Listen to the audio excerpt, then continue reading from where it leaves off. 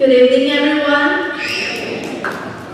First, I would like to express my gratitude to you all, fellow students, friends, visitors, school's board members, staff, faculty, and our motivating teachers, our parents and families,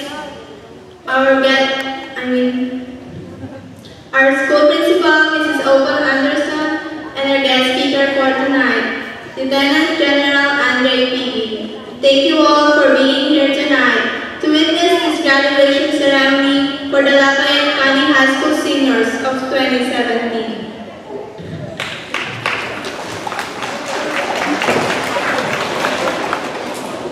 As you may or may not know, I transferred here from the Philippines for this school year. We moved here less exactly a year ago on today's date, May 18. Starting here wasn't easy. I had to adjust to many things like time, people, food, weather, and language. Not to mention coming from a school with 2,500 students down to one with only 400. I experienced having to stand alone and be more committed while I felt the weight of the eyes of those who might not think that I belong here. And yet, I survived. But however, I've learned that we cannot just talk smart when we are not able to prove that we will accept responsibilities and go after them.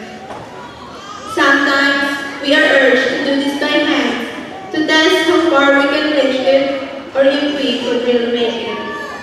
And I am proud to say that I and these seniors in front have done that.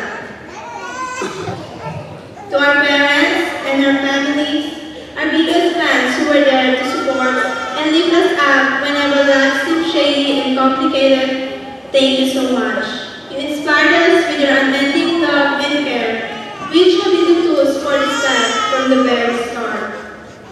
To our principal, Mrs. Anderson, thank you for being our guide when we were about to fall down.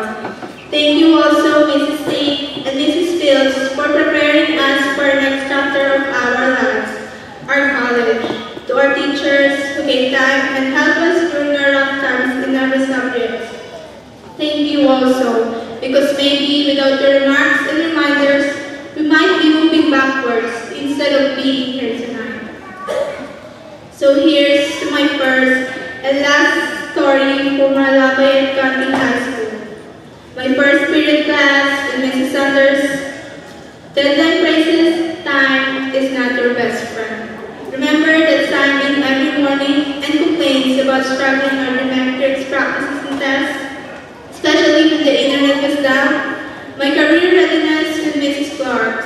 We've been through a lot of reading and are attempting our final test till we scored at least a 70.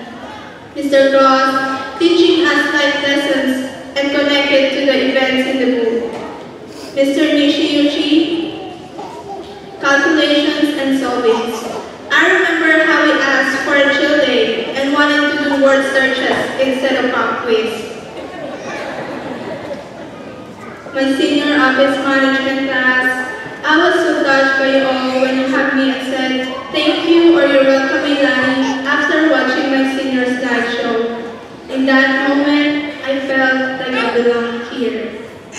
One thing about our English and Mrs. Craig's class, they loved to dump on the doors, or even the person who was on the way to the door. It was the loudest room, but one reason for that was the funniest classroom unity when they were throwing pranks to each other. Mrs. Smith's remarks, zoom, zoom, and don't answer the doorstep. My business law class with Mr. Stratton, now there are no more Western verdicts and answering our study guide without using the school internet.